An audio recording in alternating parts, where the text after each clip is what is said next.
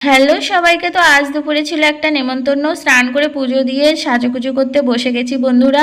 আর আমার সাজুগুজু মানে একদমই সিম্পল সাধারণ।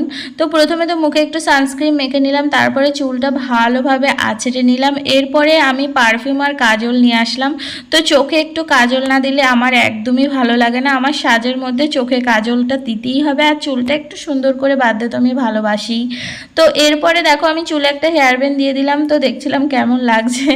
তো চলো এরপরে পুরো চুলটা আমি নর্মালি একটু রোল করে পুরো এরকম খোপা আকারে করে নিয়েছি, তারপরে একটা ক্লিপ এইভাবে সাইড দিয়ে দিয়ে দিয়েছি। তো সিম্পল এইরকমই। আর প্রচণ্ড বাইরে গরম, বৃষ্টি পড়ছে ঠিকই, কিন্তু গরম যেন একটুও কাটছিল না। এরপর আমি একটু পারফিউম লাগিয়ে নিলাম, ব্যাস আমি রেডি। আমি কিন্তু মুখে বেশি একটা মেকআপ টেকআপ কিছুই করি না, ভালো লাগে না। তো চলো, আমার এই ড্রেসের সাথে এই ওড়নাটা এত ভালো লাগে না কি বলবো। তো আমি তো রেডি, আর আমার সাথে আমার দুই বাবাও রেডি। টাটা।